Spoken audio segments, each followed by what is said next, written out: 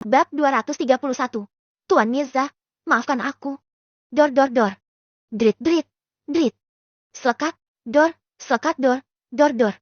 Suara tembakan yang menghujani tetua Shulen tanpa henti membuatnya hanya bisa bertahan dari serangan pemuda kekar dan kelompoknya.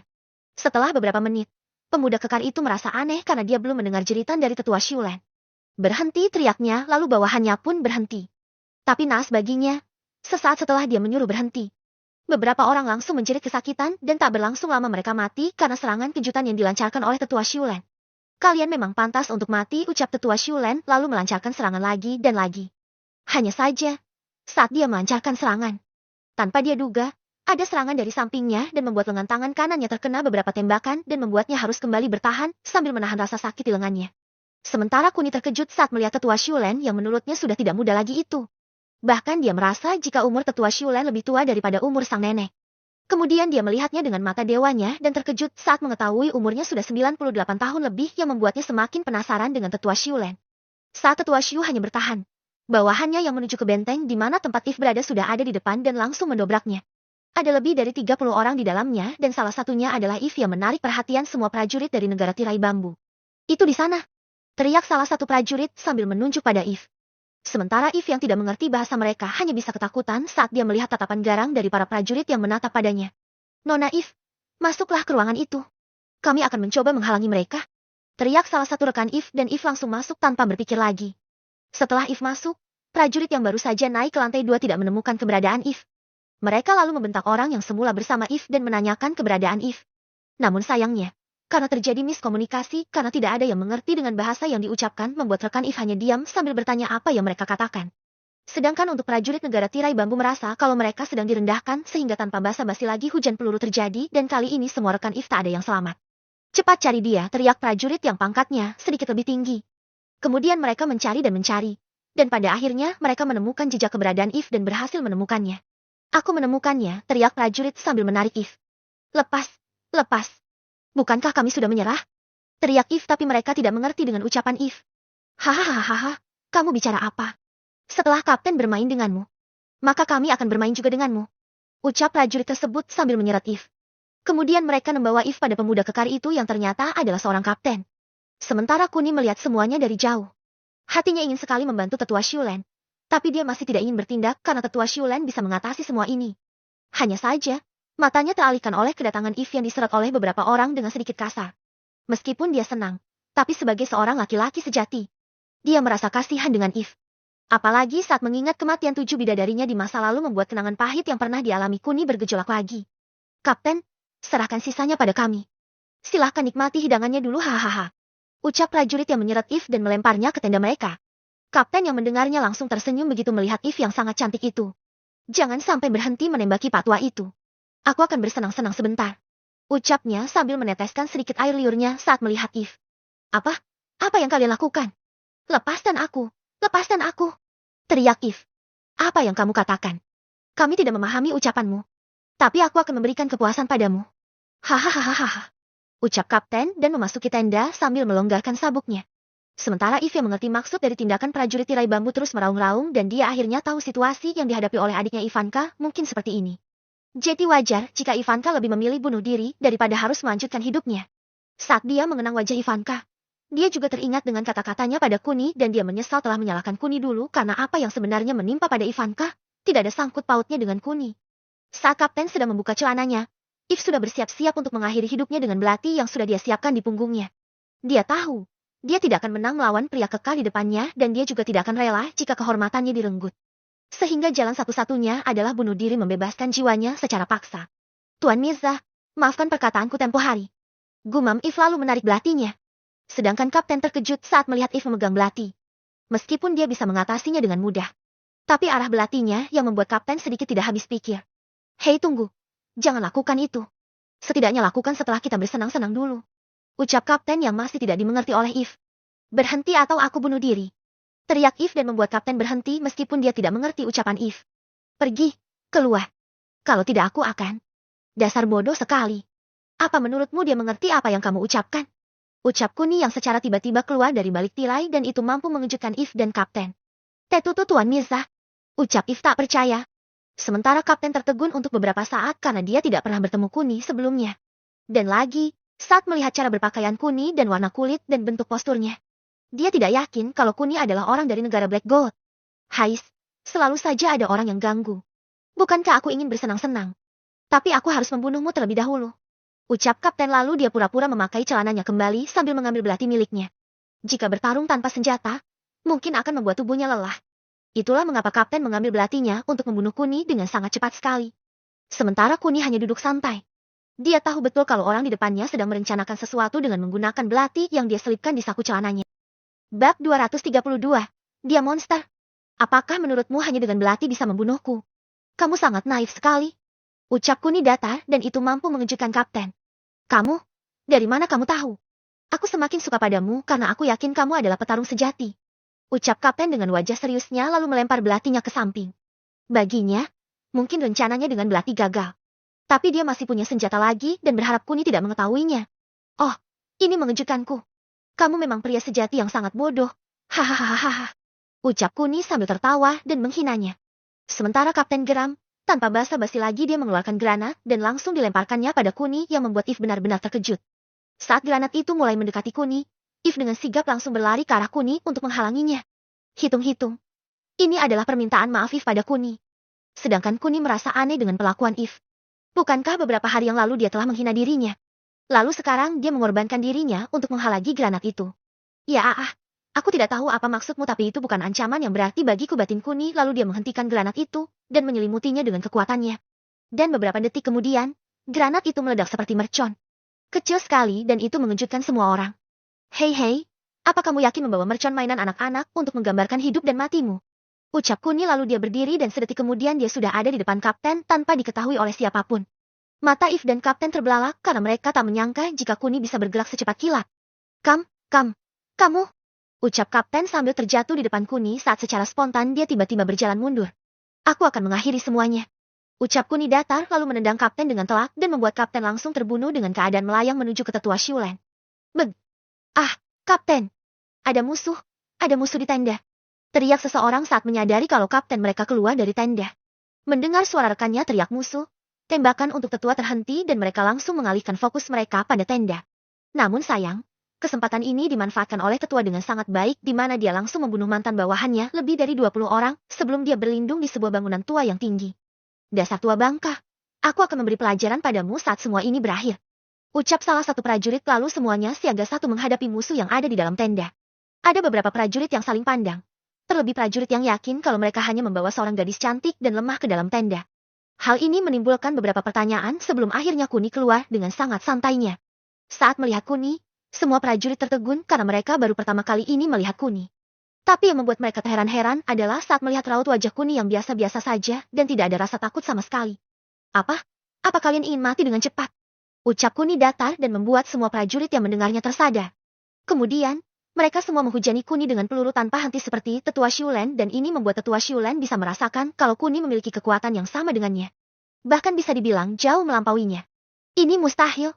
Gumam tetua Shulen tak percaya saat merasakan kekuatan Kuni. Sementara itu, Kuni yang ditembaki dari segala arah merasa kasihan dengan If karena dia takut ada peluru yang nyasar ke arah If. Sehingga tanpa membuat sebuah pertunjukan, Kuni yang dihujani ribuan peluru itu lalu membalikan peluru-peluru yang sempat dia tahan ke arah prajurit negara tirai bambu. Dan hasilnya sangat jelas di mana ratusan ribu prajurit yang semula menembakinya langsung terbunuh oleh peluru mereka sendiri dan membuat lagi-lagi semua orang tercengang. Saat tetua Shulen hanya bisa bertahan, Kuni dengan lambaiannya saja sudah bisa membunuh ratusan ribu prajurit dan itu adalah hal yang tidak bisa dipercayai oleh siapapun.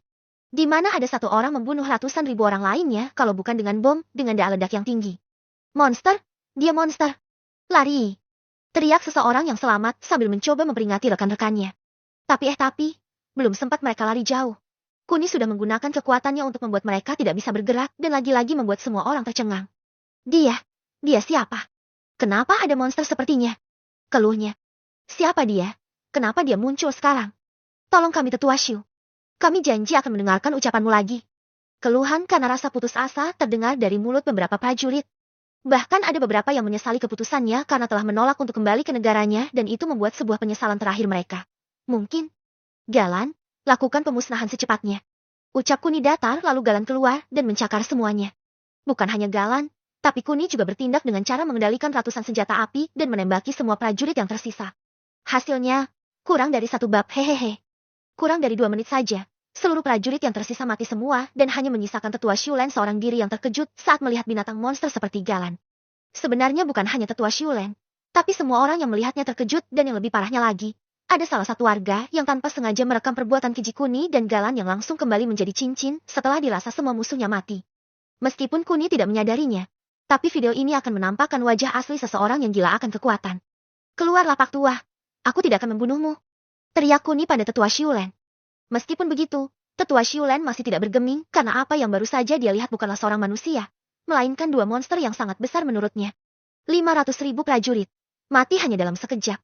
Ini pasti ilusiku saja, batin tetua Shulen. Lalu dia melihat lagi ke arah Kuni dan situasinya masih sama, yaitu banyaknya mayat yang bergelimpangan di mana-mana. Pak Tua, keluarlah. Teriak Kuni lagi dan kali ini tetua Shulen merespon dengan menatap Kuni. Kemudian dia menatap Kuni sedikit lebih lama sebelum akhirnya memutuskan untuk keluar dari tempat persembunyiannya dengan memegang lengan kanannya yang terkena beberapa peluru tadi. Siapa kamu? Kenapa kamu bisa memiliki kekuatan mengerikan seperti itu? Tanya tetua Shulen tanpa mengendurkan kewaspadaannya pada Kuni. Bab 233, masih banyak misteri. Sebelumnya, Kuni telah menunjukkan betapa mengerikannya dirinya. Belum lagi kemunculan Galan yang membuat semua orang bertanya-tanya. Hewan apa itu? Seperti singa, bertubuh besar dengan bulu besar dan lancip seperti landak. Dicari dimanapun, tidak akan ada yang mengetahui asal dari monster tersebut. Meskipun itu sebuah uji coba genetika, tapi campuran antara apa dan apa yang membuat monster sebesar itu, mengingat hanya ikan paus yang memiliki ukuran yang sama dengan monster tersebut. Tapi saat mengamati lagi, tidak ada sedikit pun kemiripan atau ciri-ciri ikan paus di tubuh monster tersebut. Memikirkan semua itu membuat tetua Shulen hanya bisa menerka-nerka dan tidak dapat menemui hasil yang dia inginkan. Itulah mengapa, meskipun dia menampakkan dirinya, tapi dia masih bersikap waspada pada Kuni karena kengerian yang ditunjukkan oleh Kuni tadi. Tenanglah Pak Tua. Aku tahu ini pertama kalinya kita bertemu. Tapi sejujurnya aku sangat penasaran denganmu karena aku melihat ada sesuatu yang berbeda dalam dirimu. Tapi itu bisa aku kesampingkan dulu karena aku akan mengobati lukamu dulu. Ucap Kuni sambil berjalan santai ke arah tetua Shulen. Berhenti, biarkan saja aku seperti ini. Ucap tetua Shulen yang tak ingin didekati oleh Kuni. Sementara Kuni tidak menghiraukannya. Dia terus maju sampai sangat dekat sekali dengan tetua Shulen dan anehnya tetua Shulen tidak bisa bergerak saat dirinya ingin mundur. Ini. Ucap tetua Shulen tak percaya. Aku bisa saja membunuhmu dengan mudah Pak Tua.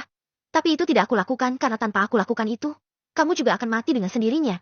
Ucap Kuni lalu meletakkan telapak tangannya pada lengan tetua Shulen yang terluka dan hanya beberapa detik saja, peluru yang ada di dalam keluar dengan sendirinya dan kemudian luka-luka itu menutup dan sembuh secara ajaib. Hal ini lagi-lagi membuat tetua Shulen merasa jika dirinya berhalusinasi lagi untuk kesekian kalinya. Walaupun pada kenyataannya dia memiliki kekuatan yang tak dimiliki oleh orang lain. Tapi dia merasa apa yang dilakukan oleh Kuni sangat luar biasa sekali. Sudah beres, dengan begini tubuhmu kembali prima lagi. Ucap Kuni lalu menyegel kekuatannya lagi. Ini sungguh luar biasa. Siapa dirimu anak muda? Ucap tetua Shulen yang bersikap lebih santai. Aku adalah Bai Kuni Mirza dan aku sangat penasaran denganmu Pak Tua. Bisakah kita berbincang-bincang santai kali ini? Ucap Kuni menawarkan diri dengan ramah. Sementara tetua Shulen masih tidak mengerti dengan apa yang terjadi kali ini, sehingga dia masih sedikit ragu untuk menerima ajakan Kuni. Oh, ayolah Pak Tua, bukankah aku sudah menunjukkan kekuatanku? Lalu kenapa kamu masih ragu? Apakah kamu masih punya kesempatan untuk melarikan diri dariku? Tanya Kuni santai, tapi itu sudah cukup untuk membuat tetua Shulen mengerti. Baiklah Tuan Mirza. Lagi pula apa yang kamu ucapkan itu ada benarnya juga. Ucap tetua Shulen yang sudah terlihat pasrah saat ini. Baiklah, ikuti aku. Oh ya, apa kamu bisa terbang Pak Tua? Terbang? Maksudmu melayang di udara seperti ini? Ucap tetua Shulen sambil mempraktekannya. Iya, itu yang aku maksud. Ayo ikutlah denganku. Ucap Kuni lagi lalu dia ingin pergi dari tempat itu. Tapi apa yang tidak diduga oleh Kuni saat dirinya berbalik? Dia melihat Eve sedang terpaku. Mungkin karena ini pertama kalinya dia melihat ratusan ribu mayat ada di mana-mana sehingga akal sehatnya sedikit terguncang dan tubuhnya sudah tak kuat melihat semua ini. Kemudian Kuni menghampiri Eve dan membuka pintu teleportasinya untuk menuju ke kediaman keluarga Azur untuk memulangkan Eve. Melihat pintu yang muncul secara tiba-tiba, membuat tetua Shulen tak bisa menahan rasa penasarannya akan pemuda di depannya ini. Mungkin umurnya sudah tua, tapi di saat umurnya yang sudah tua dan mendekati akhir ini, Kuni seperti menunjukkan sesuatu yang bahkan baru dia ketahui saat bertemu dengannya. Kemudian mereka tiba di kediaman keluarga Azur dan Eve masih tertegun. Kemudian Kuni menepuk pundaknya sekali, lalu kesadaran Eve tiba-tiba pulih dengan sendirinya. Tuan Mirza. Ucap Eve pelan tapi dia masih dalam keadaan setengah sadar dan belum pulih sepenuhnya. Ini, mungkinkah ini teleportasi? Tanya tetua Shulen pada Kuni. Betul Pak Tua. Ini adalah teleportasi. Sekarang katakan padaku, dari mana kamu bisa memiliki kekuatan ini Pak Tua? Ucap Kuni penasaran tanpa menghiraukan Eve yang sedang mematung itu. Kekuatan? Apa maksudmu energi alam yang menyelimutiku dan menjadi time nanogram untukku? Iya bisa dikatakan begitu.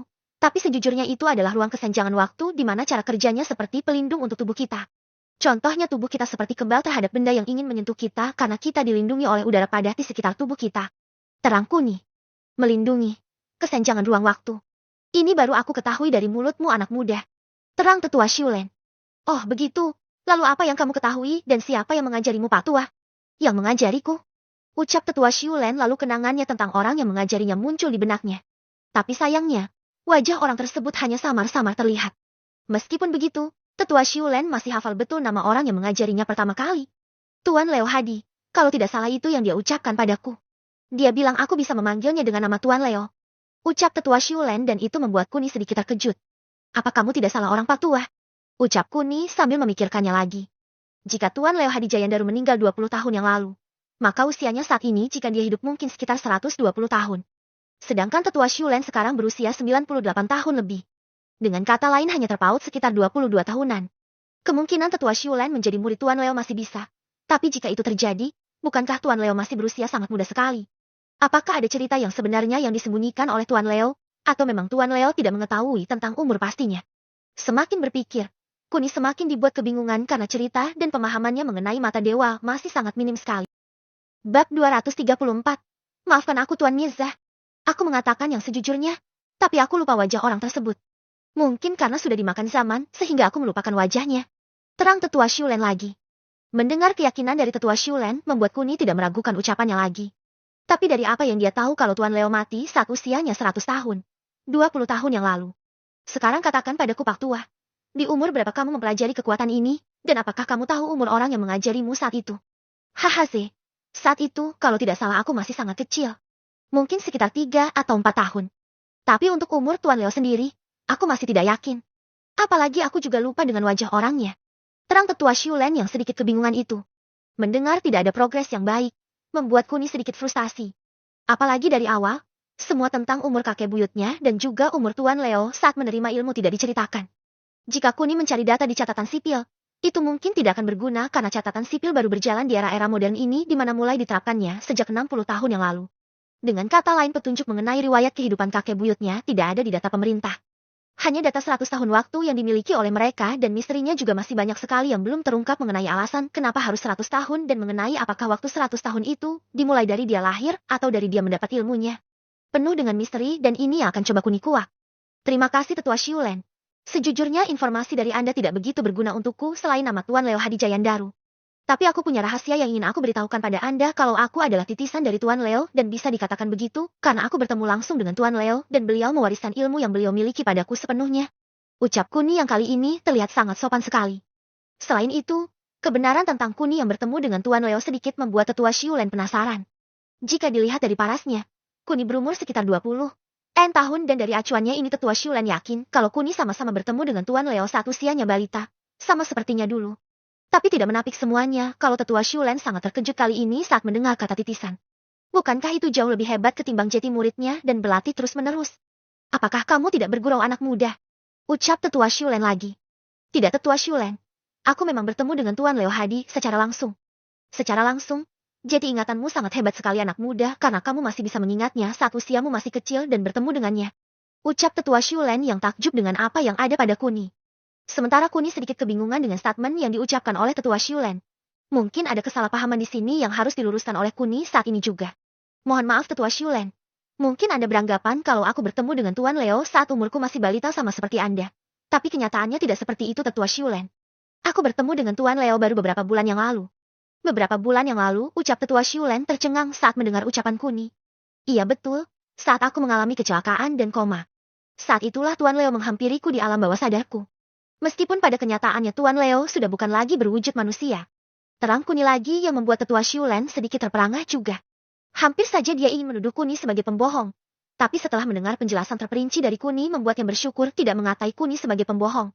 Kamu sangat beruntung anak muda. Kamu mendapat kekuatan yang maha dahsyat di mana tidak ada orang yang bisa mengalahkanmu. Meskipun senjata terhebat di bumi ini, mungkin tidak akan sanggup membunuhmu. Ucap Tetua Xiulen mengutarakan sanjungannya. Mungkin kamu benar Tetua Xiulen. Tapi masih banyak misteri yang tidak aku ketahui. Aku ingin mengetahui semuanya tapi jika di bumi, aku mungkin tidak menemukan apapun yang hebat. Awalnya aku senang karena aku bisa bertemu dengan Anda. Tapi setelah mengetahui kalau Anda pun tidak mengetahui apapun lagi selain nama Tuan Leo, maka tidak ada yang perlu dibicarakan lagi. Aku akan mengantar Anda pulang jika Anda berkenan Tetua Xiulen. Sungguh sebuah kehormatan bagiku. Tapi aku masih ada urusan lain. Aku akan pergi sendiri saja. Permisi anak muda. Ucap Tetua Xiulen tanpa berbalik lagi. Meskipun dia tidak tahu ada di mana, tapi instingnya mengatakan kalau dia masih berada di negara Black Gold, sehingga dia tahu arah mana yang akan dia tuju. Sementara Tetua Xiulen pergi, Kuni ingin sekali kembali ke rumahnya. Tapi sebelum itu terjadi, tiba-tiba ada tangan yang memeluknya dari belakang. Mungkin saat bercakap-cakap dengan Tetua Xiulen, Kuni bisa merasakan kalau If sudah sepenuhnya sadar.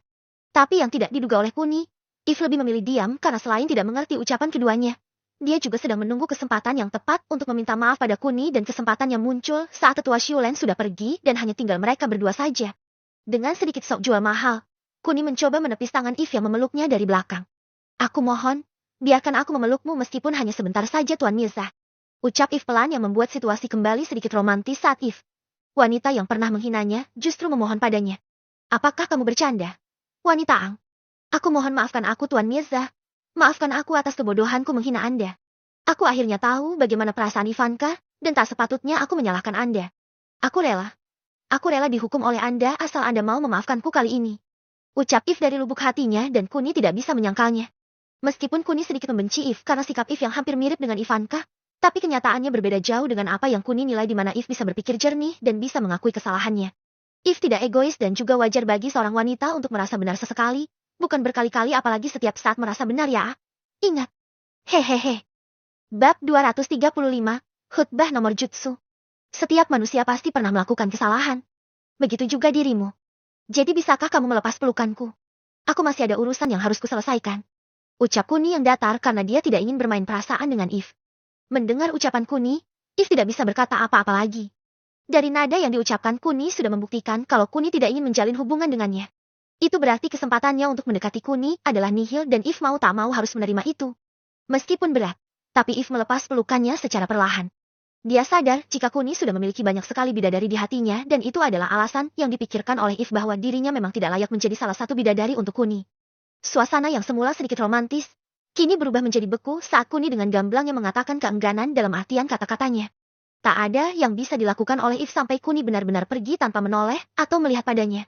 Frustasi dan menyerah akan keadaan ditunjukkan oleh If dengan cara berlutut karena selain tidak tahan dengan beban yang ada di pundaknya, sudah tak ada lagi yang bisa dia andalkan selain dirinya sendiri. Seluruh keluarganya sudah tiada, dan kini hanya tinggal dirinya seorang yang harus menopang negaranya, dan juga mempertahankan nama keluarga Azur demi nenek moyangnya. Dengan rasa putus asa yang tinggi, If menangis sejadi-jadinya sambil berlutut. Tak lupa dia juga meminta maaf pada Kuni dengan tulus meskipun Kuni sudah tidak ada di dekatnya dan mungkin Kuni juga tidak mendengarnya. Itu yang ada di benak If. Karena tanpa sepengetahuannya, Kuni tidak benar-benar pergi darinya. Mungkin Kuni pergi, tapi dia hanya pergi keluar dari rumahnya dan dari sana dia bisa mendengar dengan sangat jelas kalau If benar-benar menyesali perbuatannya. Bisa dikatakan, kali ini If benar-benar berada di titik terendah dalam hidupnya, di mana semua yang dia miliki kecuali hartanya, hilang tak bersisa.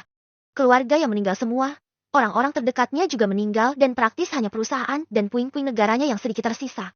Karena sebab itulah Kuni ingin menguji If apakah dia layak diselamatkan olehnya atau tidak. Karena dari pengamatan Kuni selama ini, If adalah wanita yang baik dan tegar sehingga Kuni memberi If kesempatan. Dan hasilnya telah Kuni putuskan di mana dia harus membantu If untuk memulihkan negaranya.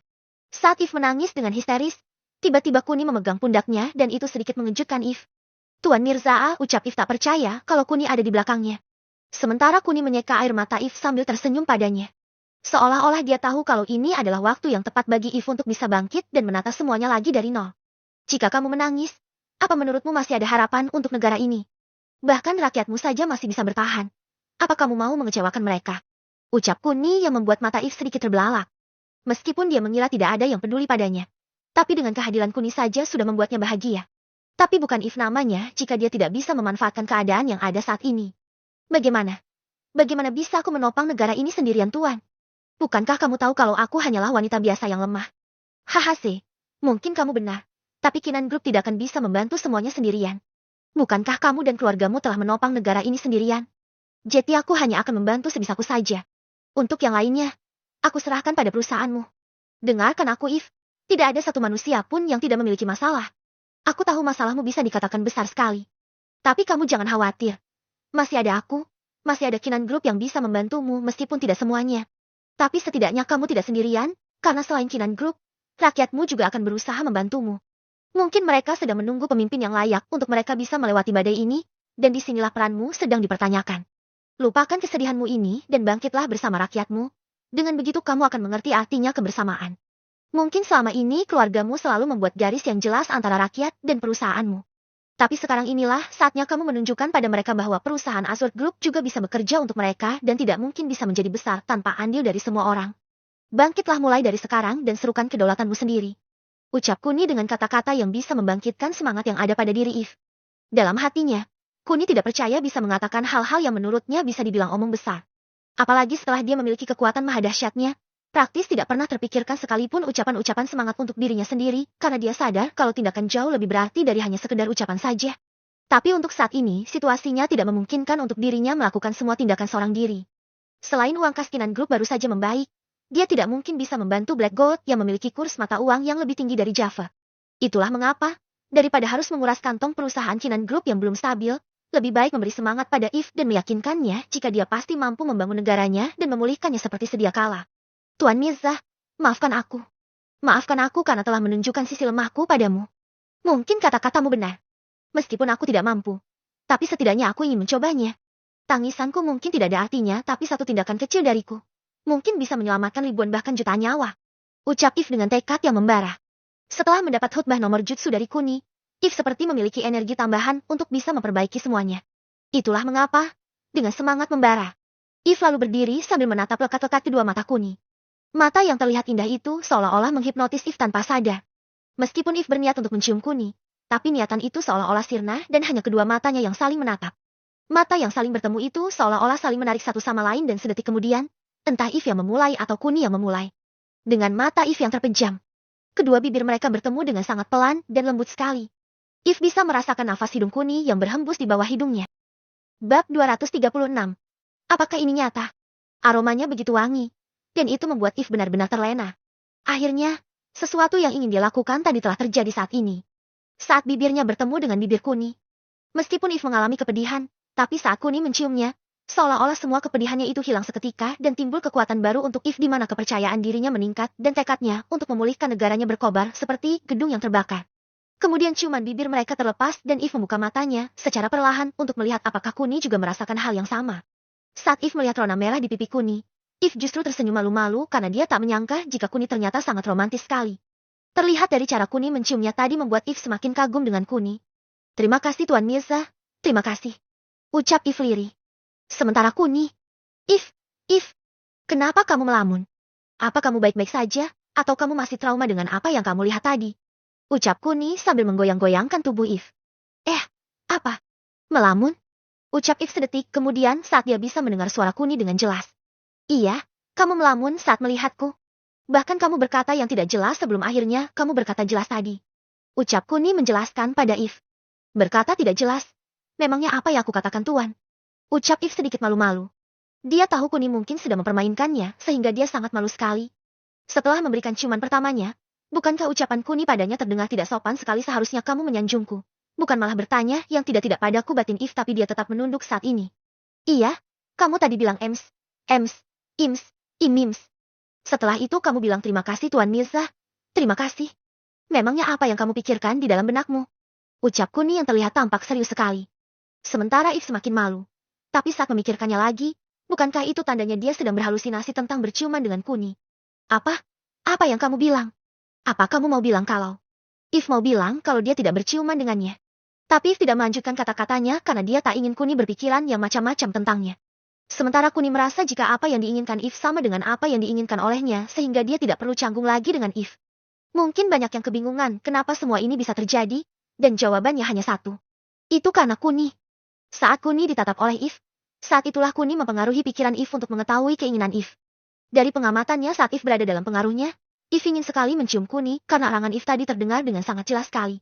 Belum lagi ucapan terima kasih dari If yang membuat Kuni semakin yakin kalau If memang menginginkan untuk memiliki hubungan dengannya.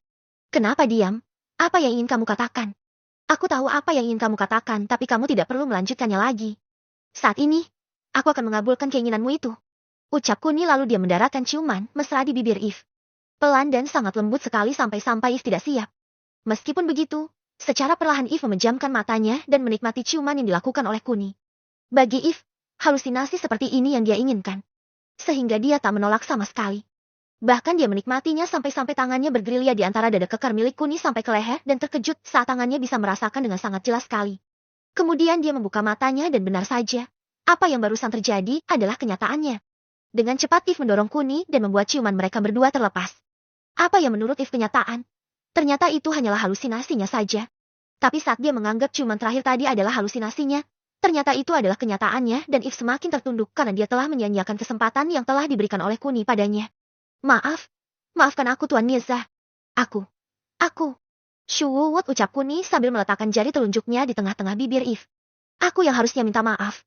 Karena ingin mengetahui isi hatimu, aku sedikit mempermainkanmu tadi. Tapi ketahuilah kalau aku juga menginginkan kamu untuk menjadi salah satu wanita yang bisa aku lindungi. Mulai saat ini, kamu adalah calon Nyonya Mirza.